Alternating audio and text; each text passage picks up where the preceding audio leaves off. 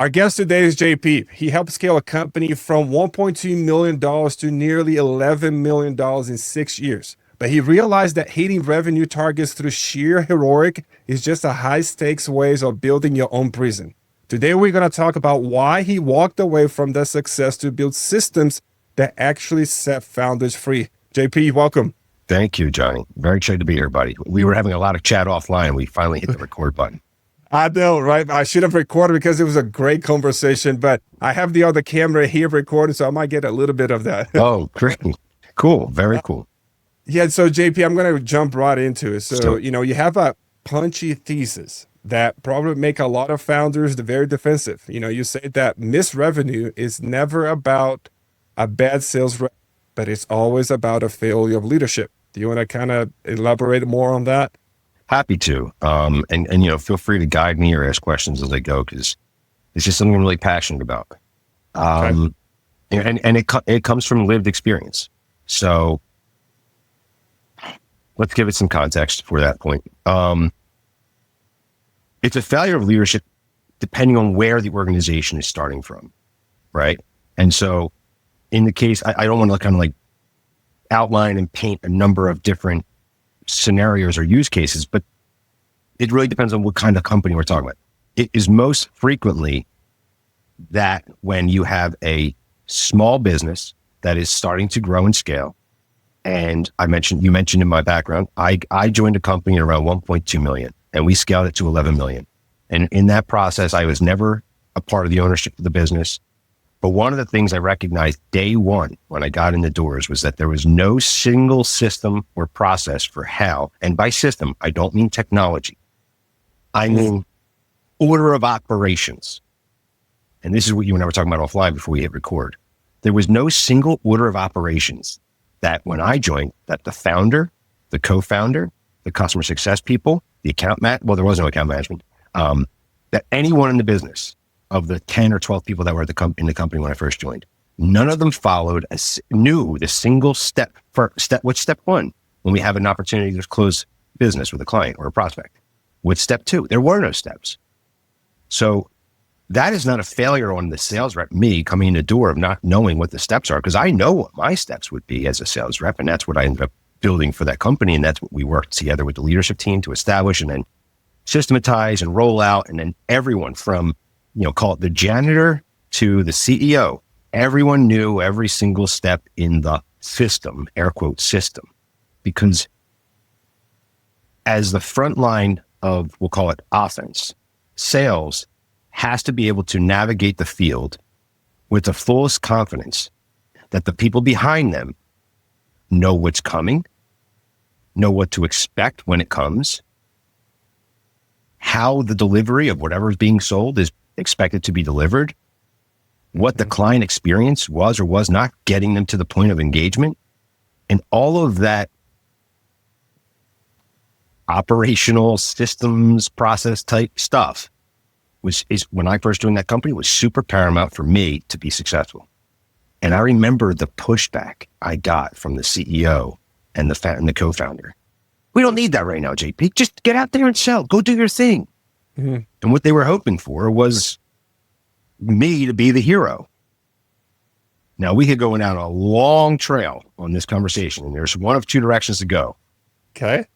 For me, what that led to my eventual demise and leaving that business and just throwing away like, a $500,000 salary because of what I ended up, when I heard those words from the co-founder and CEO in that example, and I love them dearly. So it's nothing negative towards them. It's, I did to myself in that I chose to do to myself in that moment what was going to be necessary in order for not only me to be a success, but for the business to be a success. That's the first path we could go down.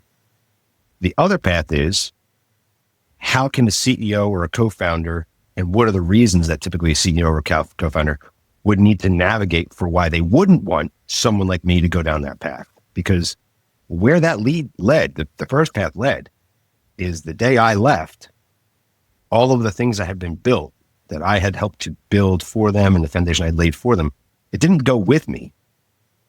But all the, the IP, the intellectual property, the understandings for why and how and when and where, all that context went with me. And so that's why I say there's one of two paths we could go down in this conversation. I like the first path, man. Like that stench of the operational failure and just having that friction moment for you. And when you realize that like this is becoming a prison for you, like because like in offline and even before about a month or so ago when we first met, again, the whole process, the thinking of process in a sales model, it was completely brand new to me. It kind of like it blew my mind. Again, I'm a sales, I'm a process guy operationally, right? Like how to make things more efficient, cut costs, all these things, because that's where the CPA plays, right? But then, talking to you, and then it's like, okay, you have to have that same thinking from a sales process too. So the team behind you knows what's coming. So yeah, I want to go path one here. I love it. Let's do it. Is there a specific part of the conversation around that path one that seems most interesting, or you want to hear more about first? Yeah, no, I just want to know that moment. Like, what did you feel when the CEO talked, hey, JP, go do your thing, right? And then what did you do after that? And then of course, there was a peak moment where it was like, okay, enough is enough. I got to go do something else. Okay. All right. So we talked a little bit offline about this, Johnny, around like, how we're wired as kids based on how we're nurtured, right? Or we'll become wired based on how we're nurtured. And some kids lean into that when they're young and they become very much like their mom and dad would like them to be as a role model of a student or a role model of a child or whatever. And I always kind of played the middle of the road. And this is the way I like to say, because I actually thought of this morning too while I was on my walk with the dog. I love rules. I love rules. I love systems. I love black and I love white. And the reason I love all those things is because, and the cherry on top of that is I love to know all of them so that I can understand how do I operate in the gray. Because if I get to operate if I can understand them well enough, then that gives me the space to operate in the gray in a healthy, respectful way. Because again, of how I was nurtured and raised as a child by my parents, which I'm grateful for. And so when I was challenged with that moment, meeting with the CEO and the co-founder and the rest of the executive team that was part of the business that we were trying, less than 2 million, $5 million goal within the next 3 years, $10 million goal in the next 6 years. I was like, well, what do you mean just go sell? Well, you got to earn the right to establish systems. And it was, conflict and friction right away. And I'm like, the point around being a role model child or not, in my case, was, okay, I need to learn the rules. I need to learn the rules and the systems, or the rules and the order of operations that the business operates under currently. And then kind of like an onion, I need to peel back each layer where I can. And at the same time, I need to be showing activity and productivity in the market. And that's what I really started focusing on, like that balance of, okay, what can I get done with what I've got by understanding first what is available. And what I'm referring to is like, so the business was already somewhat successful in generating revenue. How did they get there? All right. So this is what the process is. Like my business is called Starting Point. This is how I work with clients. How are you selling today what you're selling? What are you saying? What are you delivering? Who are you talking to? What is it that they're getting at the end? What's the experience afterwards? Once I understood that, I then just started using that as like my talking points in market. So back to your question, like what was the friction? Well, I was left to figure it out. So I figured it out. Now it worked. It worked for me. As it worked for me, it was fun. It was kind of like, well, I got about most sales reps. And at that point in my career, when I joined that business, I was like 8 or 9 years into my sales career. So I had to earn my stripes in being a successful salesperson. In this case, it was my first time really stepping into a full sales leadership role and having to be the salesperson at the same time. So what do we call that? Player coach. So I was the player, but I was also my own coach. So I'd coach everything on the sideline, and then I'd get into the field and I'd do everything I just coached. And so you should start to be hearing what's happening now. So as I did that, I became very successful in being able to sell the business's offerings, engage the people who I was going to be handing off the sales and the clients to, bring them into the dialogue that was necessary to have the conversation, to understand with the client what was expected of the outcomes, the services, the products, whatever it was that we were selling at the moment. And then I also started to refine not only how I talked about it, but how they talked about it then when they engaged the clients. Because remember, like sales, typically you're engaged to the point of conversion, then you hand off. We call it the sales to services transition or sales to product transition. You hand off, and everything that that salesperson said better be 100% accurate within reason, 85 to 95% accurate to within reason to what was expected by the client when they get into the delivery. And so what you're hearing in this lead up is I did what was necessary in order for me to be successful and then to set the business up for success. What I wasn't making sure of in that process was that I wasn't handcuffing myself to all of the things that the leadership didn't want to figure out. They wanted me to figure out. And then when I would figure it out and I'd push it up and I'd be like, hey, listen, so here's our new sales process. Here's our new sales order of operations. Here's the systems we're using across the team. Here's the cross-functional resourcing that we're using to accomplish these sales. When I would push that up, and again, this is where a lot of CEOs and a lot of C-suite executives get defensive. Here's the playbook now that we're running. They would never run the playbook.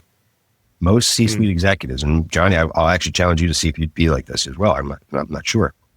When they hear it from someone else for how it's been air quotes figured out, Dan talks about this a lot.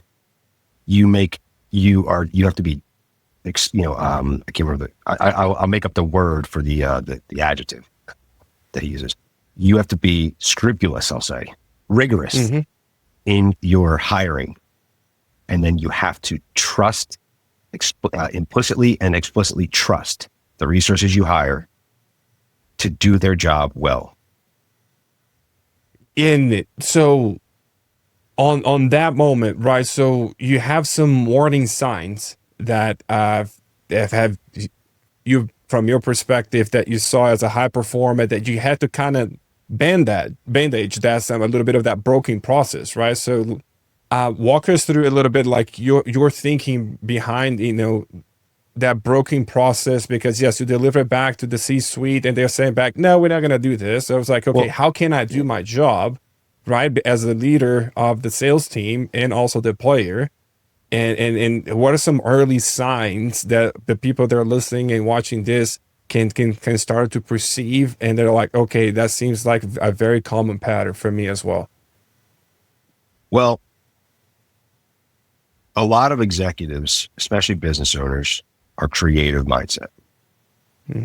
They think like visionaries. Dan talks about this. Dan Martell talks a lot about this in our business coaching community where you and I are in. And as visionaries and with that creative inspiration and spirit, they constantly think of the impossible as possible. It's the nature. And when I, as a high performance driven person, comes in with, hey, listen, now remember I talked about rules earlier, black and white.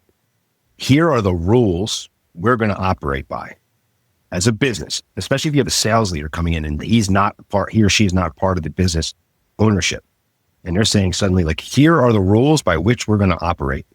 If they didn't have the opportunity to co-create and collaborate with the executives on the vision that they had for that process, it's going to be really hard to get them on board. True. And and here's the thing, most visionary creative business owners I've had the opportunity to work with, in both clients as well as former employers, and I don't mean to be negative on this, buddy, but because I got one too, but they have egos. I think we all do. We all should. It's one of our most sacred protections of our personality and our id and our who we are, but it's also our protectors of that. It's the knight in shining armor we need at all times, but the knight always doesn't have to draw his sword, right? Sometimes it can be navigated with, diplomacy and good conversation and good, genuine understanding and authentic consideration of others. And I think I just had this conversation with I'm not going to name names, but there's someone in our elite community who asked a question to Dan, and it's not you. I was like, that might be me. And he asked a question to Dan, and he was explaining how.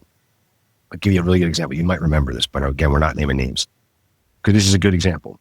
He was explaining. He asked Dan a question about how he could hire, how he could find a better sales rep.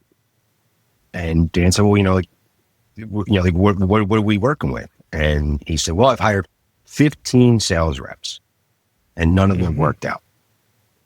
And so you and I should understand that I then had the opportunity to connect with that gentleman afterwards because someone in the chats mentioned my name. And then he reached out and we did the whole, actually it was funny because there's two JPs, me and then the other one, JP Forno. That's me naming names, but JP Forno would love the plug here. He reached out to the JP Forno first. JP Forno pointed, he's like, "No, you want the other JP." So when me and that gentleman jumped on the call, I asked him, "So listen, I heard, 15 sales reps or 15 people, like in what time frame?" And he hired 15 sales reps in 9 years. I said, "Well, how many are left?" He's like, "None." I said, "What happened?" He's like, "They all had a bad attitude." This is where I go back to the core of my answers to your question. If it's 15 people that you've hired and all of them have not worked out for whatever reasons, and it could be their attitudes, it's a leadership problem, buddy. Yeah. Because you are the business owner who hired them.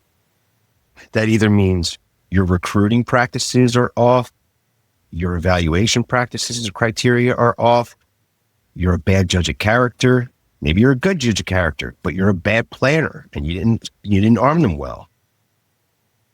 JP, this is so good. I'm going to jump in here because the podcast I just launched on May 1st is Eagle Trap. And the first sentence that I say is, "I would just do it myself." How many times have you said that this week? Do you know what? I caught myself saying that this morning. Right. And then, I'm guilty as charged here too. And then I go in and I talk about a book that you probably have read, and it's about extreme ownership, right? It's the Marines, Jocko. SEALs, Tactic, Jocko, great book. And the book I talks about, it's like the book talks about there's no bad teams, only bad leaders. Like and I go through the story where when I merged my firm and I was handing off tax return that I've been preparing for 5 years, and they're not doing as well as I did. And it's like, I wasn't sharing that knowledge with them. I just dumped the work. Right. And it's like, "Hey, here, go do this tax return." I didn't give any background on the client. I didn't give any association what this client likes and don't like. I didn't give them any association how this client views the IRS and money and taxes and so forth. So it's like, "Hey, just go do the thing." And then comes back to me. And then I say it to myself, "Oh yeah, see, like nobody can do as well as I can. So I would just have to redo it all." Johnny, that's so great to hear. And what I'm hearing too about that example is the same goes for any hire. If you as a CPA or hire, CPA, I'm going to say as a CPA, as an expert, if you hire someone who's not yet an expert, novice, but they're on their way to expert, they could be the best novice available to you. But if you don't set them up for success and they fail, who's the real finger to point at, or the person to blame in that case? Every time it's going to be the leader, because Jocko is exactly the extreme ownership is exactly the book I thought of when we were just chatting, and I started to share that example because he has this statement. Jocko has this statement in that book, or I'm saying Jocko, but I think there's the two guys who wrote the book. So one of the two, one of the two that wrote it, he talks about that moment where he faced his entire platoon after a failed mission. And everything had gone wrong that they had planned or not planned. And there was variables that they could have never anticipated. At the end, he stood in front of the whole platoon and he said, "Guys, there's only one person to blame." And he said, we're the omnipotent reader. We know all the things that went wrong and all the people who were involved that went wrong. and where all the failure points were, and where the ownership could really like. But that leader stepped into the room and he said, "I'm the only person to blame." And that takes not only so much courage, but it takes, and this is the point of the ego, it takes so much, oh God, I mean, like balls, dude. It takes balls. It takes confidence. It takes empathy. It takes, self-awareness. And look, I don't want to give any, false pretense that everything I did at the business that I was referring to earlier, where, I had to make it work. So I just figured it out. I didn't do it right, but I did it in a way that worked for me. And I did it in a way that worked for others. It didn't work for the leadership in the end, because there were decisions that were made that ultimately led to me leaving, because I found that what I had done for myself was, in order to not have to explain how to complete that IRS tax form in the way that the client expected, like in your example, I just did it myself. How much did that cost you? About 40 pounds, about probably 10 years early grays. It almost cost me a relationship with my kids in a way that I would never be able to repair from the age that they were at. It also, that's so good. It also cost me some relationships with the folks at that company that I feel really badly about. I mean, like, it's not, this is not a blame game. Like, I don't want to get this, get this misconstrued. This is, I recognize what was necessary in order for me to be successful in the job that I was responsible and required to do. I now recognize that there were failures on my part, and there were failures on the leadership team's part, and there was failures in other areas of the business that led to the ultimate decision that I made to leave. But it was because I recognized that I had handcuffed myself to my own ego's feeling of defensiveness against trying to teach others or go through the exercise. This is the thing, it's a patience exercise, I think, exercise with patience, to be patient enough, not only with the leadership, but with other parts of the business and with myself, to just do that extra work. Dan talks about it all the time, right? He talks about, you can find shortcuts, but there is a tax that comes with every shortcut. The tax for them, for that business, their shortcut was hire me. The tax that they unfortunately didn't recognize that they were going to have to pay, and that I ended up having to pay myself, was that we wrapped it all up in a single resource, or we wrapped up a lot of the things in a single resource. And that led to, a failure point to, Yeah. One of the things that I've heard Dan also talks about, there's like, and I think comes from Zig Ziglar, and one of the greatest salesmen out there. Yeah, I know Zig. Yeah, well, he talks about there's no elevator to success. You got to take the stairs, right? 100%. And if you don't implement a framework, a system, a process, a sequencing of events on your sales process, you're going to see a lot of these monkey swings from the chandelier that sales rep promised to meet their quota, right? Because the leadership has not given them the framework. So we all have war stories. So I want to hear this. Like, hey, can you tell me like the most absurd or damaging thing that you have ever seen a salesperson promise to a client because the founder or the C-suite kind of refused to document that process, right? Yeah, I can, unfortunately. I mean, like there's a couple, but I mean, like, again, we're not naming names, so I'll just tell the story, and I'll use different references. I love what Dan said recently, by the way, for us to do. Well, when you're telling stories, change the sex and change the age or something. And go back 2 years. And go back 2 years. Yeah. Well, and that's for yourself too. Yeah. Yeah. So I think, I think a good story to share around that example is, when I was hired at that company as the head of sales that I'm referring to, or well, I'll say it this way. When I was head of sales at one of the companies I worked for in the last 15 years, the function that I was asked to accomplish involved not only establishing sales process and being like a shining example of sales in that sales process, it also was to scale it. JP, you're great. Go be great, and then find another way to make others be JP great. And there came a point in growth for that business where I want to be careful because like the demand coming in was higher than the was forcing us to make critical decisions around, do we have enough staff on hand to support the demand, both operationally as well as also from a sales perspective? Now, that's a great problem to have for any business. And I made recommendations in that scenario to let's take the system that we've established for how sales is done today. Let me hire a junior rep. I'll build them as a shadow to me, and this is how we'll make success, make progress. And talking about conflict, there was an impatience in the business, and I'm sure there was an ego in the business that did not want to take that length of time, and decided to take a shortcut and hire outside of me a peer, essentially to me, to operate. So remember, I had, like in this example I was describing, I was player and I was coach.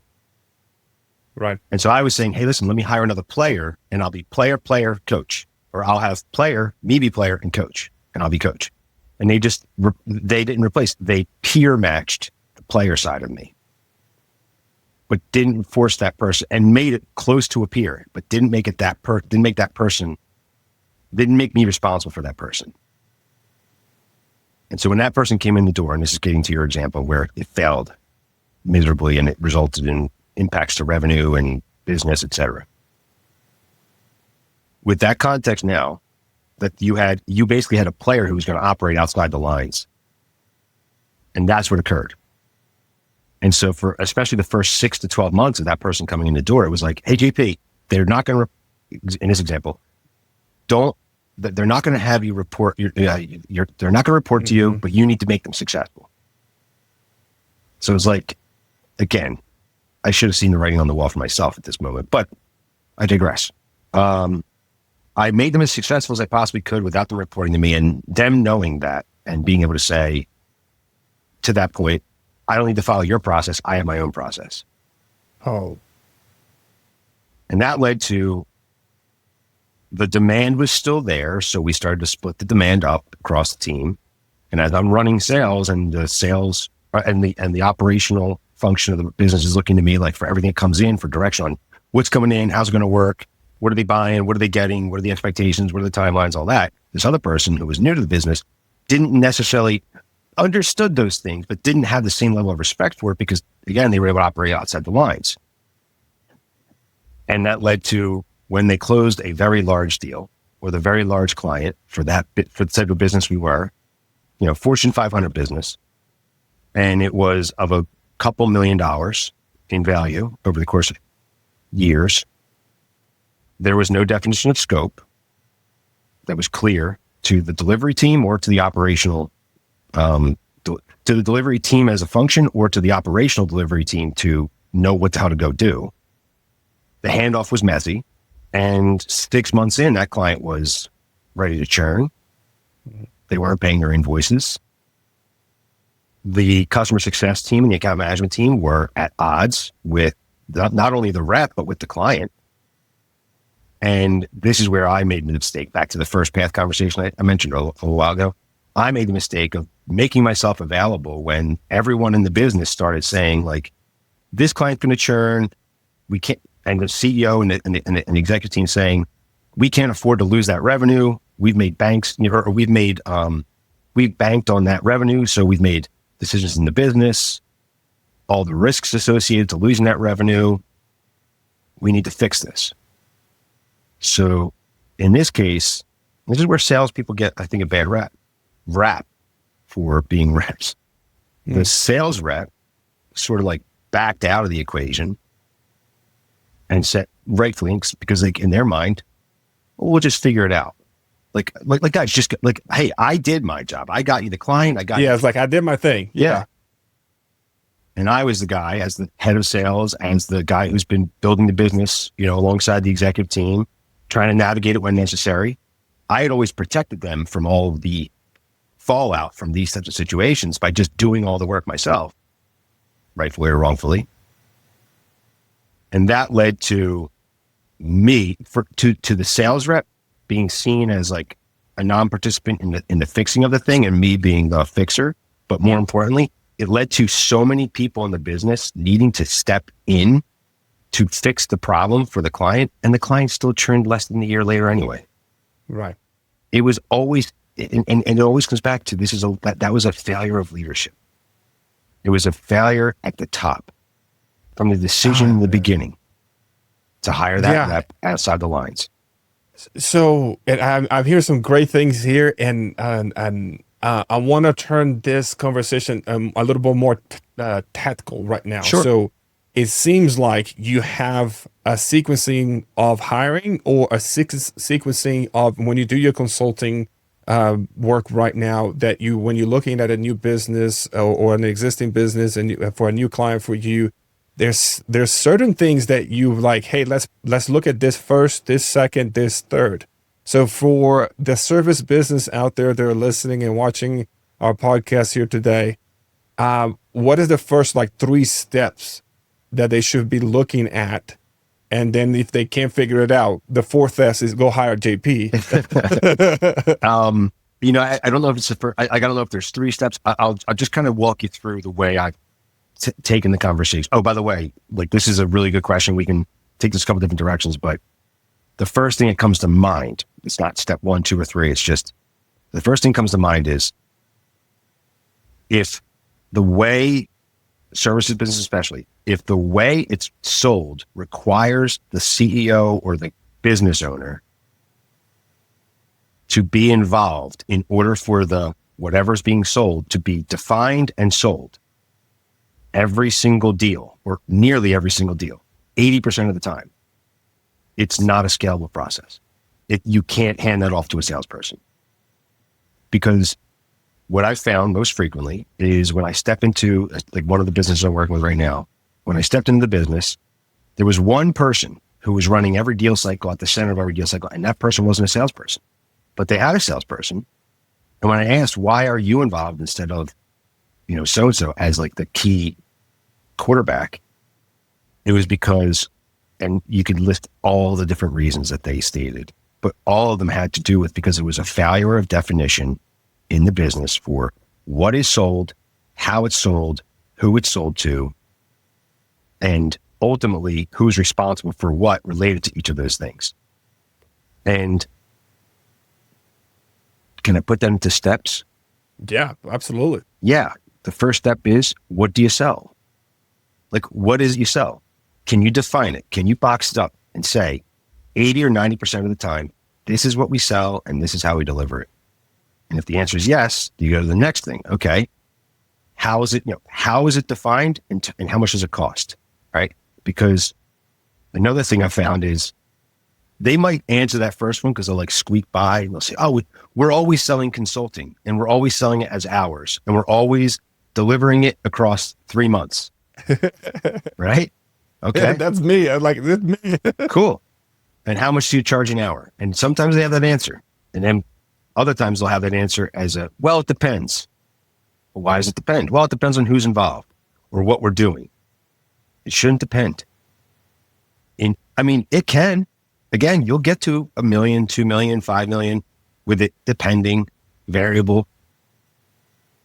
But if you want to truly scale a business, you need it to be locked tight. It's why Dan has told us all the time, niche down, niche down, niche down. He tells all of us, don't try and get Meg Brady House, was talking to him recently and she started up her coaching program. And her coaching program was fire and she's doing really well. And she's thinking about now doing this other thing. And he's like, wait. Mm-hmm. Where are you at in revenue? Where are you at in scalability? How much are you doing how much are you responsible for? How much have you delegated? And if you remember, Meg was chewing it back. She's like, well, I can't really hit. You can't chew it back. You got to stay focused.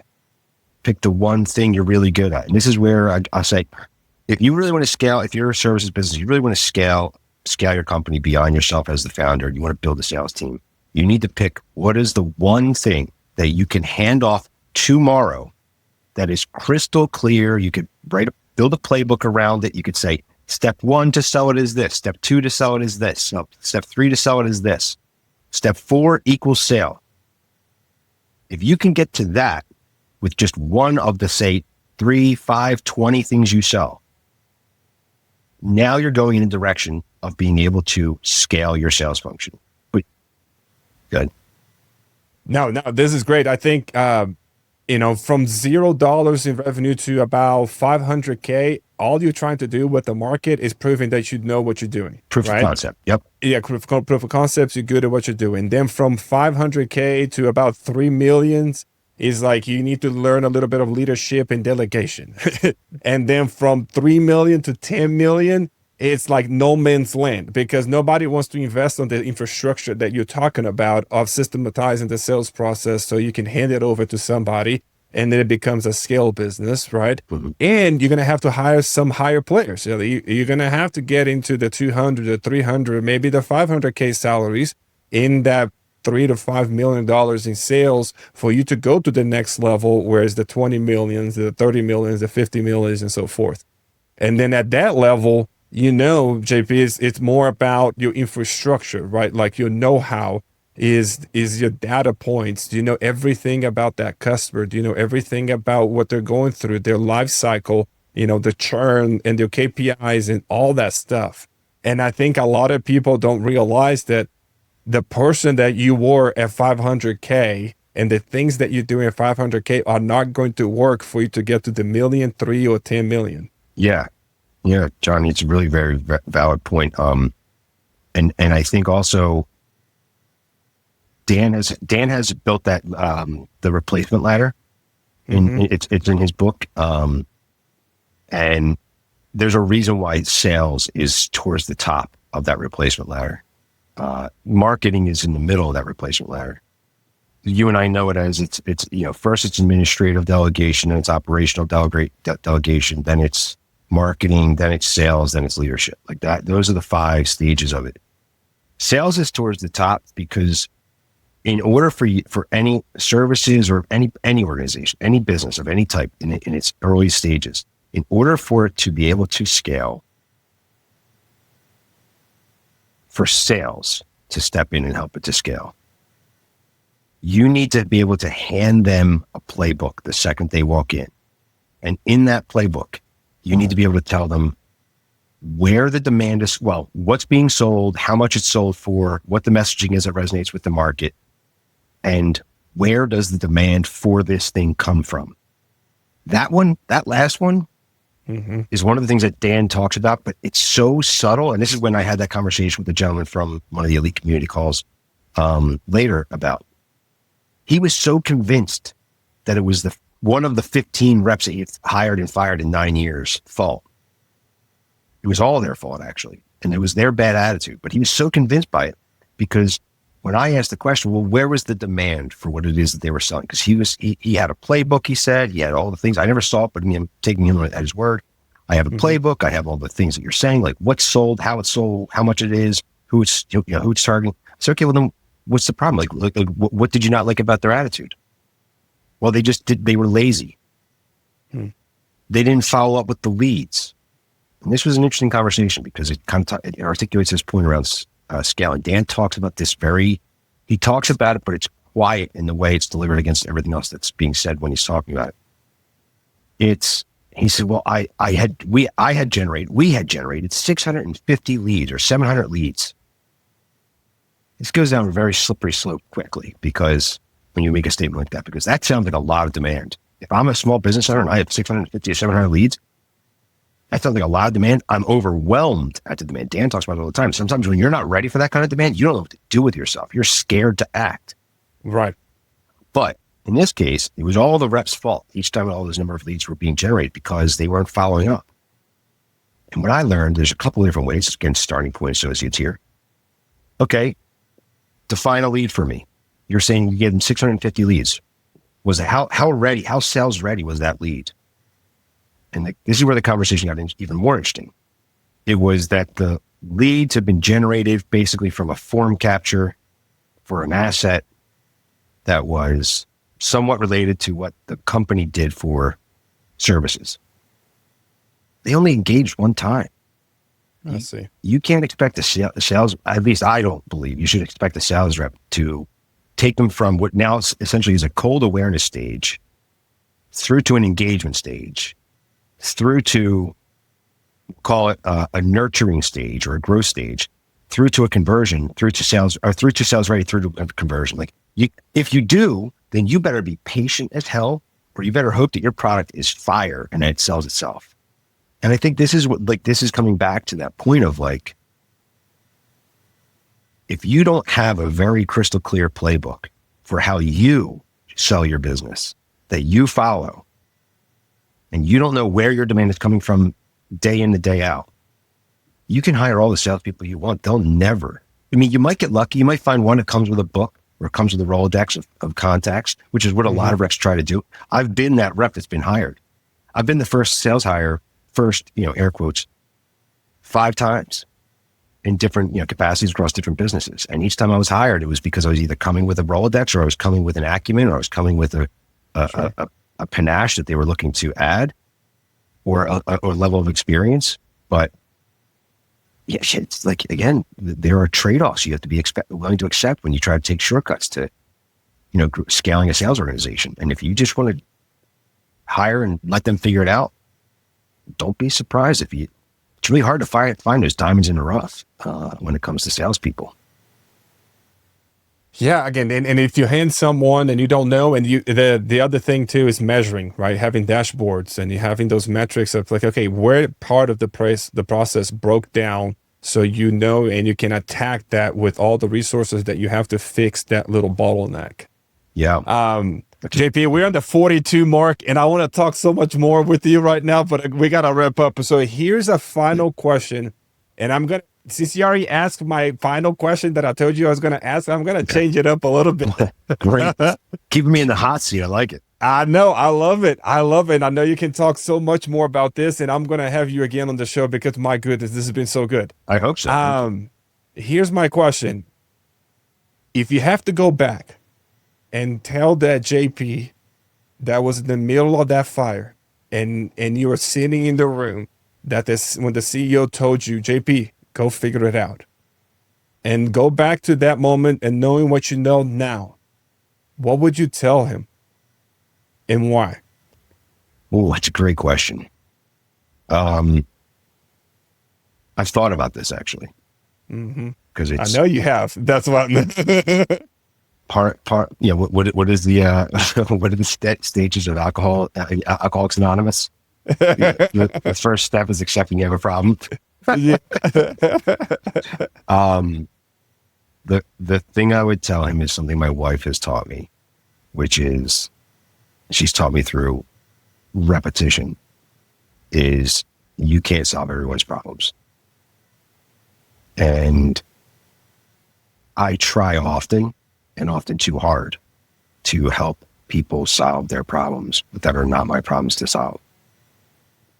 And, while it's an admirable, I recognize, to that young JP, it's an admirable quality, it will lead to your demise because you will pay so much attention focusing on solving other people's problems, you'll forget to focus on solving your own. And the problem I created for myself, like if I summarize that in a different way, I'd say quit sooner. Like recognize you are in a tailspin and pull out sooner. Get out of it before it no longer serves you completely. And that's good. That was the hardest thing. My wife has helped me now several times since to quit sooner. And I don't know, man, Johnny, I don't know if this is a male thing or if this is like just the way some guys and girls are wired, but I often say, and I said this to Dan, and he told me, he's like, you need to inspect that. I remember, he's like, you need to inspect that. I said, Dan, we were talking about winning and losing. And I said, Dan, you don't know this about me, but I'll say it. I hate to lose more than I like to win. Mm-hmm. And he's like, you might want to inspect that. Now, I believe now that what he was referring to is, that is a very lonely road, man. You will end up in a very dark place very quickly if you stay on that perpetual path of constantly trying to not lose, because you have to accept. This is the thing about hating to lose more than liking to win. You have to accept that you can't win all the time at some point.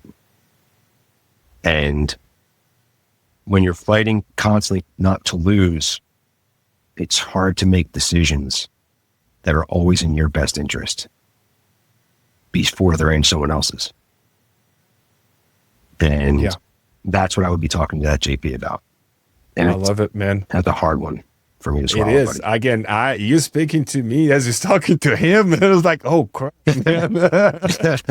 Yeah. I truly believe that people out there that have the heart that you have will do more for other people than they will do it for themselves. I think that is just a fact, right? Yeah. And that's a spirit of stewardship, right? That's a spirit of know who your creator is. That's a spirit of knowing what do you want to do with your life? Because at the end of the day, it's not about the dollar. It's never about making the dollar. It's about the impact, right? And the perpetual impact and the legacy that you leave. So, JP, if people want to find out more about you, want to learn more about your sales process and your frameworks and work with you, where they can find you? Best place to find me these days is Instagram. At JP Rinylo is my Instagram handle. I would say that is probably the easiest place to find anything you want to find out about me. Another place would just, shoot me an email. It's jp@startingpointassociates.com. It's not that complicated. I'm excited lately about the growth of experience on Instagram, so I would encourage people to reach out there first. Awesome. Yeah, I think Instagram for you and I have been a tremendous growth in that lately, and I think that just the fact of having a conversation with people on Instagram and the DMs, I think that's great. Yeah. JP, I cannot tell you how much I'm thankful to have you today on the show. We'll definitely be in touch. I'm gonna have you again on the show. Awesome. And we're gonna go circle back and see how much you and I have grown since this first episode. Once again, thank you, my brother. I appreciate you. Likewise, John. Thank you, buddy.